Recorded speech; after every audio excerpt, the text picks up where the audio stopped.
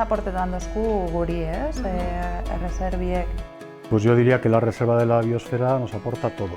Nos da el territorio, nos da cultura, nos da sus gentes. Yo vivo en la reserva, entonces para mí esto es la conexión, me da oxígeno, me da vida. Yo vivo aquí porque me da vida.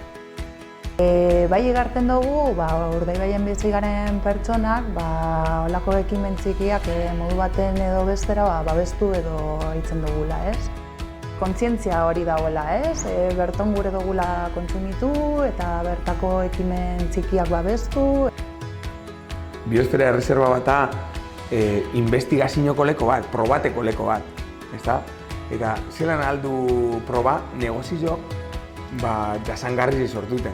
Para nosotros es un laboratorio de prácticas, un laboratorio de prácticas al aire libre, donde desarrollarnos de manera sostenible. Urdaibaien bizitze bai, emotezku hori filosofize jasangarritasunena, orduen gure ekitaldizek itzerakoan, asko ikitzen gu kontutan hori.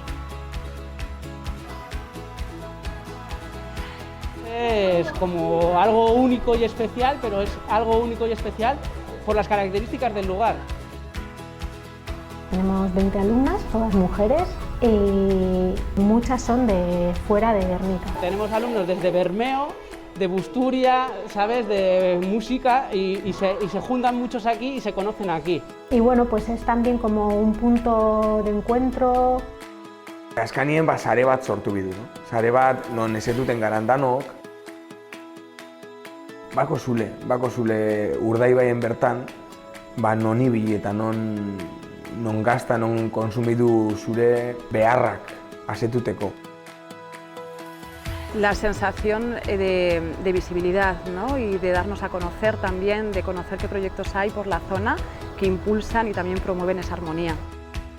Urdaibai nos alimenta y nosotros alimentamos a Urdaibai y juntos crecemos, que es de lo que se trata.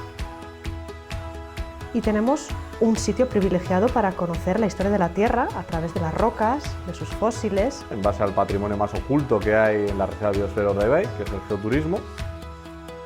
Urdaibaiko biosferan egotie, azkenien da oportunitate handi bat, ze da zona bat asko prestatu dina ezagututen, baina dako zela gauza pilo bat altxoena guztat datozen ari ona biziteten auzonia. Urdaibaiari, biosferari, berak emoten dauelez, nik gudot bai bueltan zaindutie eta esatie geube kontzientia hau. Da entorno oso politxe, da igual horrek itzen dozku bai holan pentsaerain. Sí, desde luego Urdaibai creo que es un lugar muy especial como para estar en esa sensibilidad, ¿no? En esa escucha. Porque creo que la naturaleza en sí tiene sus ritmos, sea donde sea. Naturagaz zerikusi dagoen balora, beran sasoi dakola, eta besti darun biharra. Nonok hori zure platerera ekarteko zemat biharrein jagoen. Errekuperatu dira landeremu batzuk, produzioan jarri dira, produzioan gainera modu agroekologiko baten, ez ditugu kimikorik botatzen apenas, egiten du kultiboen errotazioa. Positiboki behituten ikasten badu, uste dut erreserbiek emongo eskuzela, oportunitateak pilo bat.